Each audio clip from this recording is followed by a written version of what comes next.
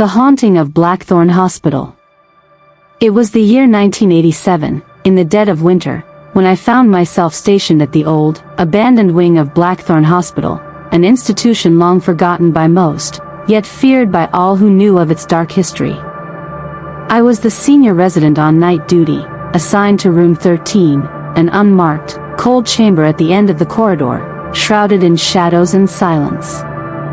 The hospital had been shut down for years, yet rumors persisted that restless spirits still wandered its halls, their whispers echoing through the broken windows and hollow corridors. I lay on my creaking cot, trying to catch a few fleeting moments of sleep, when a faint, ghostly whisper stirred the air. It was just past midnight, the clock's echoing chimes seeming to mark the beginning of something sinister. My eyelids fluttered, and just as I started to drift into a restless sleep, I heard a voice, soft, yet piercing, calling my name. "Doctor. Doctor, please." I sat bolt upright, heart pounding. The voice was distant but clear, like the wail of a lost child.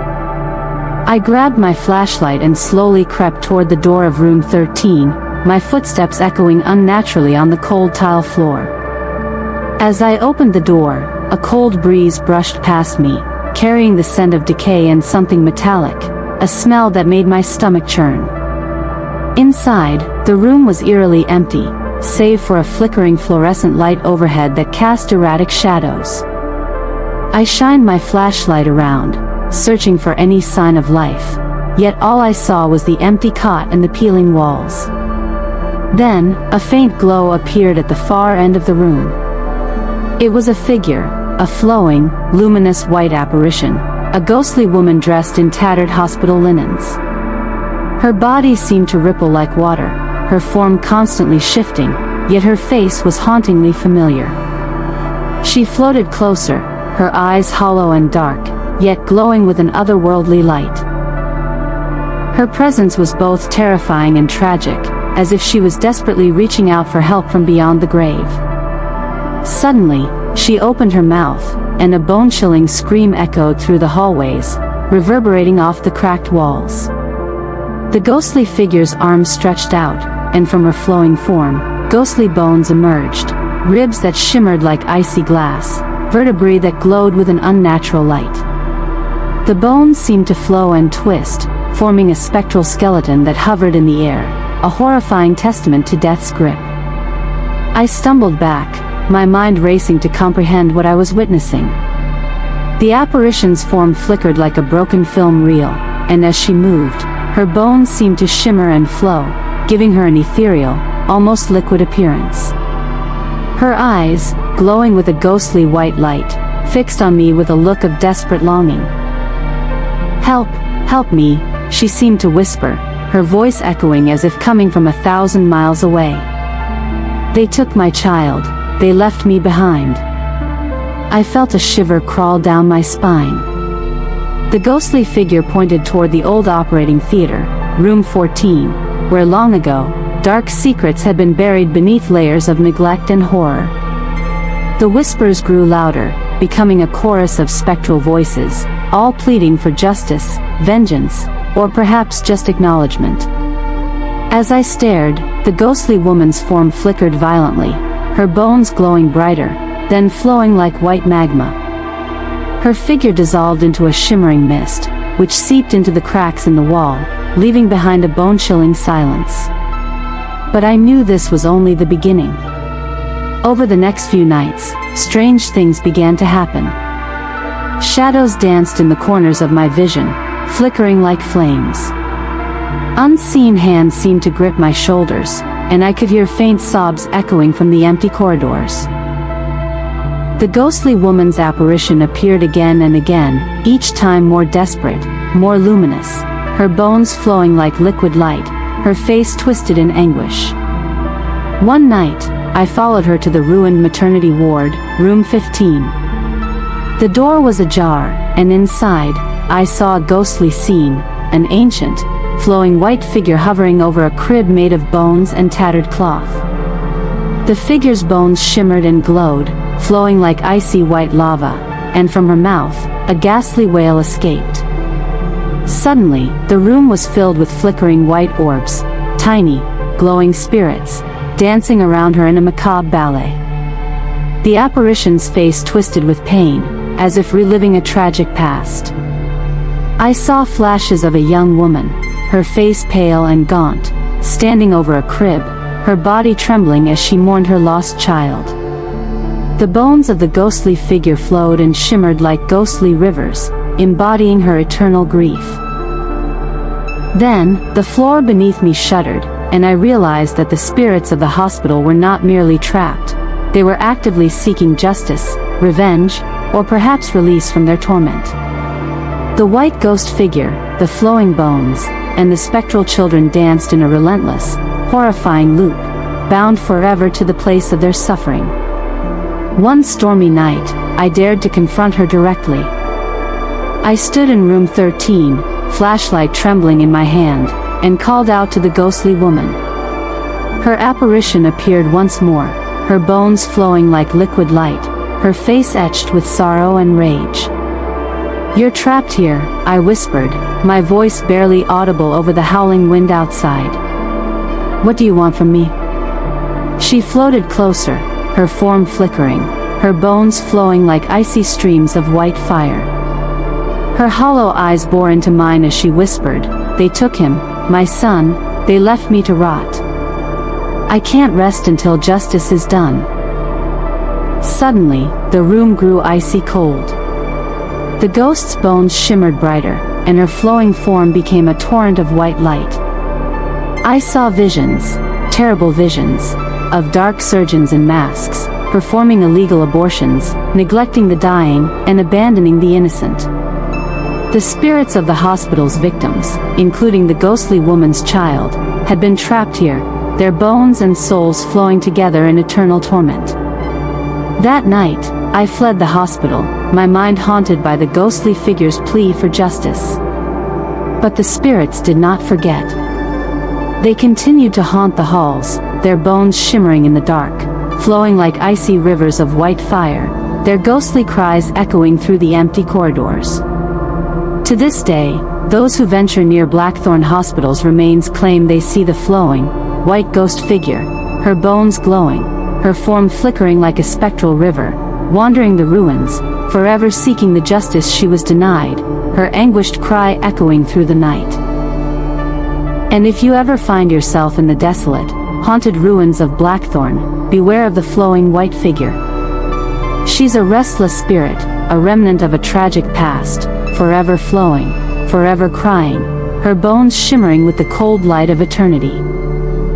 As the nights grew colder and the shadows lengthened within the ruins of Blackthorn Hospital, I became increasingly obsessed with uncovering the truth behind the ghostly figure, the flowing, luminous white woman whose bones shimmered like icy streams of light. Every night, I would find myself drawn back to her haunt, unable to escape the chilling grip of her spectral presence. One evening, as the wind howled through the broken windows and the moon cast a pale glow over the derelict building, I ventured into the old morgue, a place even the bravest dared not enter. The air was thick with the stench of decay, and the dark corners seemed to pulse with a life of their own. I flicked on my flashlight, illuminating a corridor lined with rusted gurneys and shattered glass jars containing faded, mummified specimens. Suddenly, a faint glow appeared at the far end of the room. It was her form flowing like liquid white, bones shimmering with an unearthly glow. She floated above a battered, ancient hospital bed, her face twisted in eternal anguish. Her bones, flowing and twisting, formed ghostly rivers of light that seemed to pulse with her every sorrow. As she drifted closer, I saw that her hollow eyes were filled with tears of shimmering frost, and her mouth opened in a silent scream that echoed across the cold, hollow chamber. Her form was translucent yet terrifyingly tangible, like a living nightmare stitched from the fabric of death. Suddenly, the room was filled with a chorus of whispers, voices of the past, crying out in pain. They seemed to swirl around her, forming a vortex of spectral torment. I saw glimpses of her past, how she had been a young nurse, working tirelessly to save lives, only to be betrayed and abandoned in these very halls. Her cries of despair had never been answered, and her spirit had become a flowing river of white bones, forever seeking justice. In that moment, the spectral figure turned her hollow gaze upon me. Her bones shimmered brighter, and her form seemed to ripple like a river of light, flowing toward me with a terrible purpose. Her voice, when it finally emerged, was like the wind through dead leaves, trembling with rage and sorrow. "Help me," she wailed. "They took my child, and left me to rot. I am trapped, forever flowing, seeking what is mine." I staggered back, trembling, my flashlight trembling in my hand. The walls seemed to close in, the air thickening with the spectral energy of countless tormented souls. I realized then that her tragedy was but one story in a long, dark history of suffering within this cursed hospital. Weeks passed, and each night brought new horrors. I began to notice strange symbols carved into the walls, ancient, indecipherable markings smeared with what looked like dried blood. I discovered that beneath the hospital, hidden chambers and tunnels wound like veins through the earth, secret passageways used long ago for hideous experiments and clandestine procedures. One night, driven by an unyielding need for answers, I descended into these tunnels. The air grew colder, and the walls dripped with a black, oily substance that seemed to pulse as if alive. As I navigated the labyrinthine passages, I heard faint whispers, voices calling my name, urging me to go deeper. At a dead end, I found a sealed door, an iron barrier covered in the same strange symbols. With trembling hands, I pried it open, revealing a chamber lit by flickering candles and strewn with skeletal remains and broken medical tools. In the center, a grotesque altar was draped with tattered hospital linens, stained with dark, dried blood. Suddenly, the air grew thick with a malevolent presence. The flowing, white ghost figure appeared again, her form more luminous, more desperate than ever. Her bones shimmered like icy rivers of white fire as she floated above the altar, her face twisted in agony. From the shadows emerged a figure, cloaked and silent, with eyes that gleamed like black voids. It was a shadow creature, a malevolent spirit born from the darkest secrets of the hospital, an ancient evil that had fed on the suffering of countless victims. It moved with unnatural grace, its form flickering between solid and shadow, whispering in a voice that sounded like the crackling of dying leaves. The ghostly woman turned toward me, her bones flowing like a river of light, her voice now a desperate plea. "You must free us, break the curse that binds us here, or we will forever be lost in this blood-soaked abyss." I felt a coldness seep into my bones, a bone-chilling certainty that this was more than just a ghost story. It was a call to action, an urgent plea to uncover the truth and stop the evil that had tainted these halls for decades. That night, armed with only a crucifix, a handful of salt, and my own trembling courage, I returned to room 13, the heart of the haunted wing. The ghostly figure hovered nearby, her flowing bones glowing brighter with a terrible, radiant light. I recited prayers I barely remembered, trying to summon the strength to banish the darkness. The shadow creature writhed and hissed, its form flickering like a broken film. The ghostly woman's bones shimmered, flowing around me like a river of white fire, as if shielding me from the evil. Suddenly, the ghostly figure's bones erupted into a blinding flash of light. I felt her pain and rage flood through me, and I saw visions of the hospital's cursed past, how unethical doctors had performed forbidden experiments, how innocent lives had been sacrificed, their spirits forever trapped in this place of suffering. With a final cry, the ghostly woman's bones flowed upward, forming a luminous river that surged through the hospital's darkened corridors. The shadow creature screeched and dissolved into a cloud of black smoke, vanishing into the shadows from which it had emerged. As the first light of dawn seeped through the broken windows, the oppressive atmosphere lifted. The ghostly figure's shimmering bones dissolved into a gentle, glowing mist, which floated out through the cracked walls and vanished into the cold morning air. In the days that followed, the hospital remained silent. The oppressive presence was gone, at least for now. I left Blackthorn Hospital with a heavy heart, knowing that the spirits had finally found some relief, their bones flowing into the afterlife where they belonged. But I also knew that some spirits, especially those wronged and betrayed, never truly rest. The flowing white ghost woman, with her shimmering bones and hollow, glowing eyes, still lingers in my memory, an eternal reminder of the horrors hidden within that cursed place. And if you ever find yourself near Blackthorn's ruins, be wary of the flowing, white figure. Her bones may shimmer in the moonlight, her ghostly form flowing and twisting like icy rivers of light. She is seeking justice, redemption, and peace, forever trapped in a cycle of suffering, her anguished cry echoing through the emptiness of the haunted halls. Beware. The spirits never forget. And some wounds, no matter how long ago, refuse to heal. As the days passed after my harrowing night in the abandoned hospital, I couldn't shake the feeling that some of the spirits, particularly the ghostly woman whose bones shimmered like icy rivers, still haunted my every thought. Her desperate cry for justice, her flowing white form, and the memories of her tragic past continued to lurk behind my eyelids, whispering in the dark corners of my mind. But the most disturbing part was the realization that the malevolent shadow creature, the dark spirit born from the hospital's deepest sins, had not been fully banished. It had only retreated into the shadows, biding its time, waiting for the right moment to strike again. I knew I had to return, to confront these horrors once more, and uncover the full truth buried beneath layers of darkness. I spent days scouring old hospital records, town archives, and whispered legends. What I discovered was far darker than I had imagined. Blackthorn Hospital had been built over an ancient burial ground. An area cursed by centuries of violence, death, and secret rituals. The land itself seemed to pulse with malevolent energy, feeding the spirits that haunted its ruins. Long before it was a hospital, Blackthorn was a site of dark ceremonies, rituals performed by occult practitioners seeking immortality and power. The hospital's founders, a secret society known as the Order of the Blackthorn, had conducted forbidden experiments on the vulnerable, especially pregnant women, in their quest for unnatural life. Many of their victims, mothers and children, had been buried in mass graves beneath the hospital, their bones and spirits forever trapped in the soil. The ghostly woman I saw, the flowing white figure, was one of these victims. Her name was Elizabeth Carter, a young nurse who had been betrayed and murdered by her colleagues during a clandestine experiment gone wrong. She had tried to expose the horrors but was silenced. And her spirit was cursed to wander, flowing like a river of white bones, seeking justice for herself and her lost child.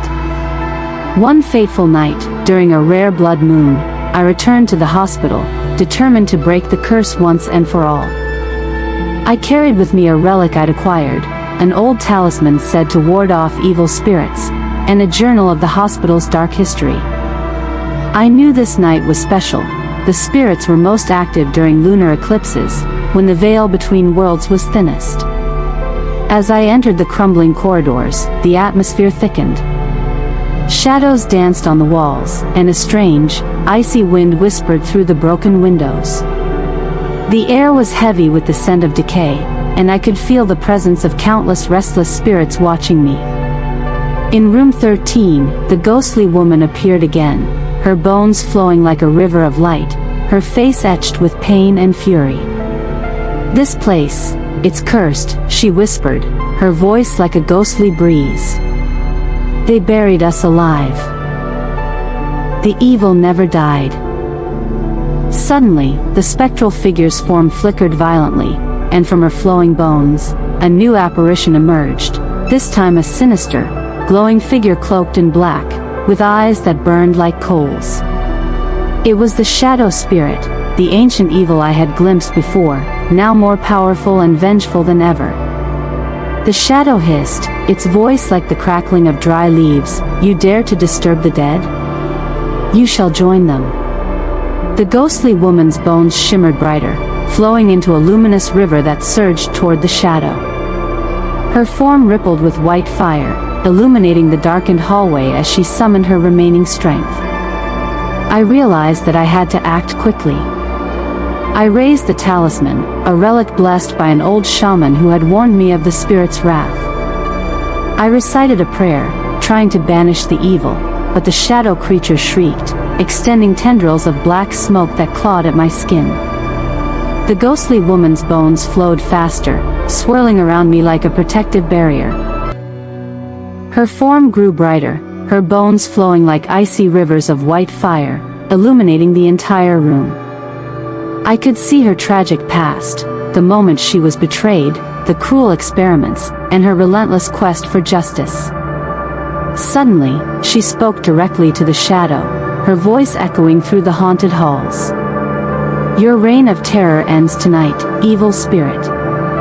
You will not feed on the suffering of the innocent anymore." With a mighty surge, her bones erupted into a blinding flash of white light. The shadow creature screeched, dissolving into a cloud of black mist, which dissipated into the cracks of the decayed walls. The luminous, flowing bones of Elizabeth shimmered one last time, then slowly floated upward, dissolving into the air like a mist of icy fire. Her spirit had found peace, at least for now.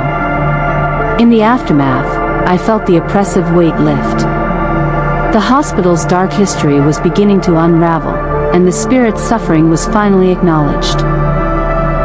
But the scars of the evil that had once thrived within these walls remained, buried beneath layers of dust and despair. Yet, even now, I am haunted by the memory of her flowing bones, glowing with an unearthly white light, forever seeking justice. I fear that the evil spirit, the shadow creature born from centuries of bloodshed, still lurks in the deeper shadows of Blackthorn's ruins, waiting for the next unwary soul to cross its path. And so, I warn you, if you ever wander near the ruins of Blackthorn Hospital on a moonless night, listen closely. You might hear the faint, flowing sound of white bones shimmering in the dark, whispering stories of suffering and revenge. You might see her, an apparition of icy white, her bones flowing like rivers of ghostly fire, forever seeking the justice that was denied her. Beware the restless spirits of Blackthorn. Their bones never rest. Their cries echo forever. And some wounds remain unhealed, buried deep beneath layers of darkness and despair.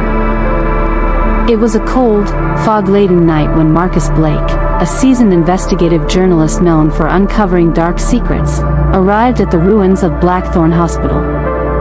Rumors of ghostly apparitions, mysterious disappearances, and unexplainable phenomena had long haunted his mind. Tonight, driven by a thirst for truth, and perhaps a hint of reckless curiosity, he had come prepared with a camera, a voice recorder, and a crucifix blessed by an old priest. The old hospital loomed before him, its broken windows like empty eye sockets, the doors hanging ajar. The air was thick with the scent of rot and something metallic, a faint, sickly sweet smell that made his throat tighten. As he stepped inside, the floorboards groaned beneath his weight, and the darkness pressed in like a living thing. He pulled out his flashlight and swept it across the corridor, revealing peeling paint, shattered tiles, and the shadows that danced like specters. The silence was oppressive, broken only by the distant drip of water and the faint, almost inaudible whispering that seemed to echo from the depths of the building.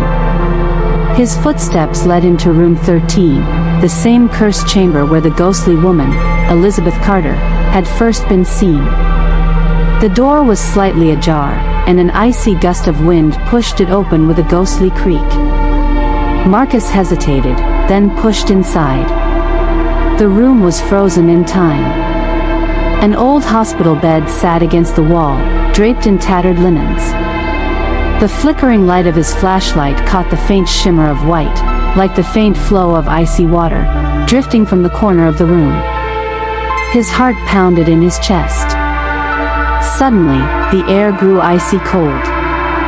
His breath fogged in front of him as a faint, glowing figure emerged, a flowing, luminous white form, like a river of shimmering bones. It was Elizabeth, her bones flowing and twisting like icy currents, her hollow eyes glowing with a dreadful white light. She drifted toward him, her form flickering like a broken film reel, her bones flowing and shimmering as if made of liquid ice. Her face was impossibly tragic, etched with centuries of sorrow. Behind her, a shadowy figure, tall, cloaked in darkness, with eyes burning like coals, slithered out from the shadows, a malevolent presence born from the deepest sins of the hospital. Marcus froze, instinctively clutching his crucifix, but he knew it was no match for the darkness he faced. The ghostly woman's bones shimmered brighter, flowing around him like icy rivers of white fire, illuminating the entire room. "Help me," she whispered, her voice a haunting breeze. "They took him, my child, and left me to rot." The shadow creature hissed, its voice like the crackling of dry leaves, growing louder and more furious. Tendrils of black smoke extended from the creature, curling and writhing like living shadows, seeking to engulf him. Suddenly, the ghostly woman's bones surged into a luminous river that spiraled outward, flowing toward the shadow. Her form rippled with icy white fire as she summoned her remaining strength. Her bones shimmered with an otherworldly light, illuminating the darkened room as if it were a frozen river of stars. Marcus stared in terror as the scene unfolded before his eyes, the translucent, flowing bones of Elizabeth swirling into a brilliant, white torrent, an icy river of spectral fire, racing toward the shadow creature. The shadow hissed and writhed, trying to retreat, but it was too late. The white bones collided with the shadow, bursting into a blinding flash of icy light. The shadow creature shrieked, a terrible, unearthly scream, and dissolved into a cloud of black mist, which evaporated into the cracks of the decayed walls. In that moment, the ghostly figure of Elizabeth shimmered one last time, her bones flowing like liquid crystal. Her face, streaked with tears of frost, turned toward Marcus with a sorrowful gaze. "Please, free us," her voice echoed in 1,000 whispers. "The curse must be broken." And then, she dissolved into a mist of icy white fire, flowing upward and into the shadows, leaving behind only a faint, glowing trail of bones that shimmered like a frozen river flowing to eternity. Marcus stood trembling, his camera capturing fleeting images of the shimmering bones and the fading glow. The oppressive darkness had lifted, but an icy cold still clung to his bones. He knew that he had witnessed something beyond the realm of the living, a spectral battle for justice, played out in the haunted ruins of Blackthorn. He stumbled out of the room, heart pounding, clutching his crucifix tightly. But as he made his way back through the labyrinthine corridors, he felt it, an unshakable sense that he was being watched, that unseen eyes lingered in the shadows. Suddenly, he saw it.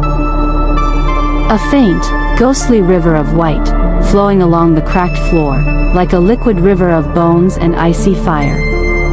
His breath hitched as he realized it was the spirit of Elizabeth, her bones shimmering like icy currents, forever seeking peace.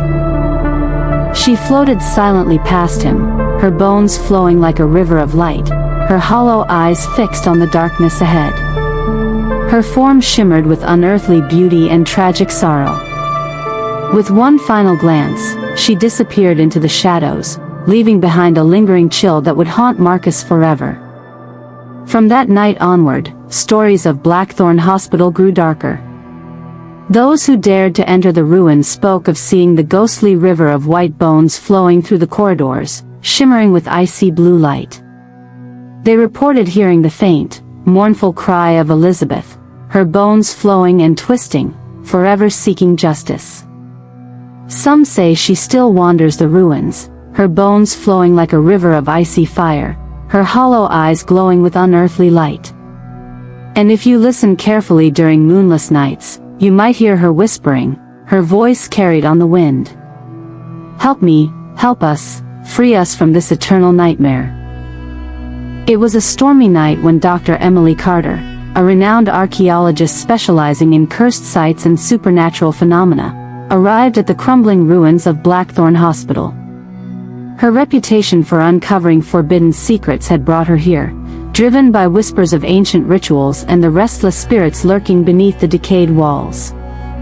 Armed with a flashlight, a camera, and an old, whether journal of lore passed down from her grandfather, himself a historian who once warned her about the cursed land, she stepped cautiously into the hospital's hidden underground chambers.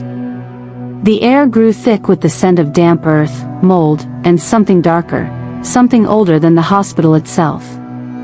As Emily navigated the narrow, winding tunnels, her footsteps echoed ominously.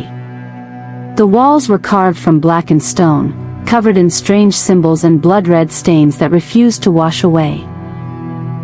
The floor was slick with a mixture of grime and black, oily residue that seemed to pulse faintly as she moved. Suddenly, her flashlight flickered and dimmed, casting shifting shadows that danced like spectral flames. Darkness pressed in from all sides, and she could hear faint, whispering voices, mournful, unintelligible, coming from the depths. She pressed on, her heart pounding, until she reached a sealed door reinforced with rusted iron. The symbols on its surface matched those in her grandfather's journal, ritual markings associated with summoning and sealing spirits. With trembling hands, she pushed open the door, revealing a chamber lit by flickering candles and strewn with bones, broken medical tools, and ritual artifacts.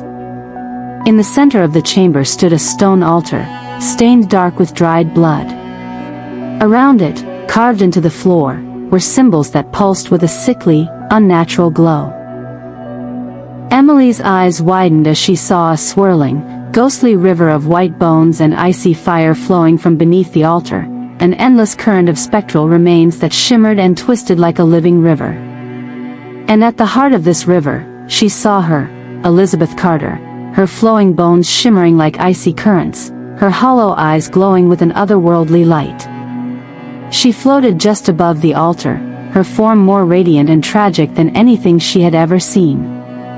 But something else was there, lurking in the shadows, a towering shadow figure with burning coal eyes, its presence like a black hole consuming all light. "You have come," the shadow hissed, its voice echoing from the depths of the darkness. "You seek the truth, but you will pay the price." With a terrible surge, the shadow creature lunged forward, tendrils of black smoke reaching out to engulf Emily. She froze, paralyzed by fear, but then she remembered her grandfather's words, "The spirits of Blackthorn are bound by blood and bloodshed. Only understanding and respect can set them free." Clutching her talisman, she recited an old incantation she'd studied, her voice trembling but steady. The ghostly river of bones responded, flowing more vigorously, shimmering brighter, an icy torrent racing toward the shadow. The ghostly Elizabeth's bones surged upward, forming a radiant, white river that burst from the ground, crashing into the shadow with a deafening crack.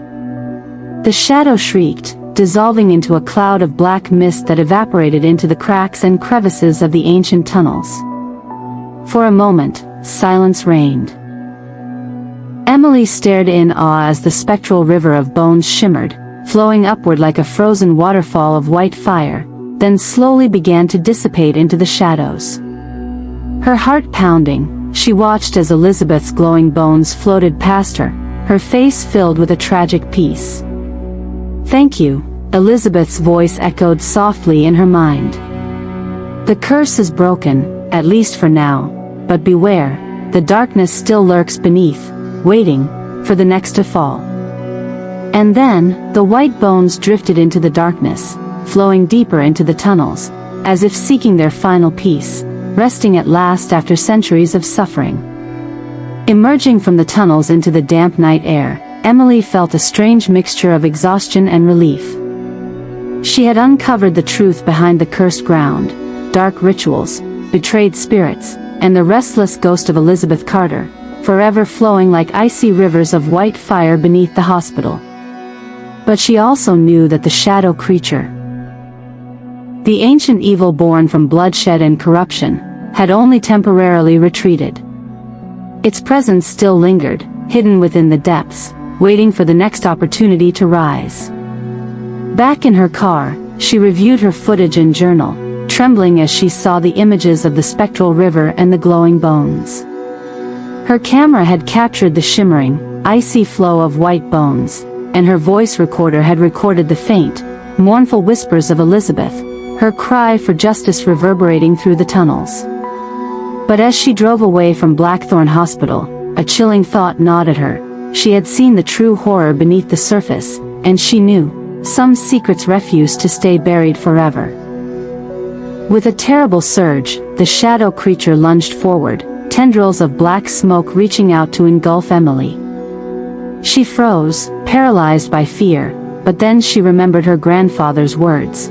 The spirits of Blackthorn are bound by blood and bloodshed. Only understanding and respect can set them free. Clutching her talisman, she recited an old incantation she'd studied, her voice trembling but steady.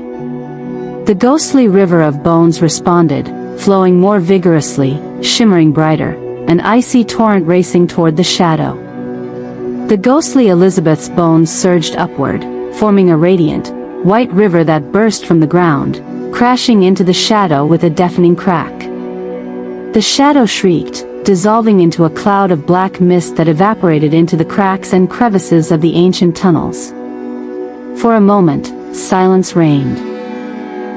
Emily stared in awe as the spectral river of bones shimmered, flowing upward like a frozen waterfall of white fire, then slowly began to dissipate into the shadows.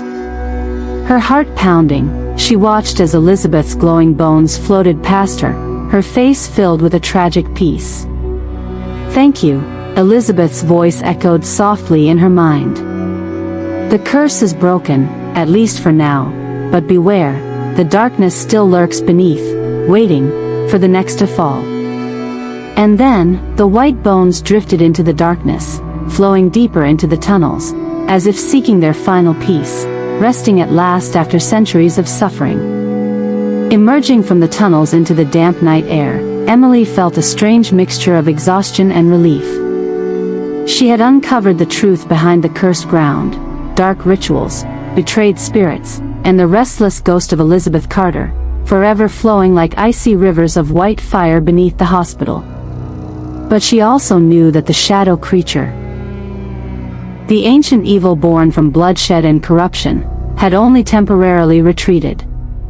Its presence still lingered, hidden within the depths, waiting for the next opportunity to rise. Back in her car, she reviewed her footage and journal, trembling as she saw the images of the spectral river and the glowing bones. Her camera had captured the shimmering, icy flow of white bones, and her voice recorder had recorded the faint, mournful whispers of Elizabeth, her cry for justice reverberating through the tunnels. But as she drove away from Blackthorn Hospital, a chilling thought gnawed at her. She had seen the true horror beneath the surface, and she knew, some secrets refused to stay buried forever.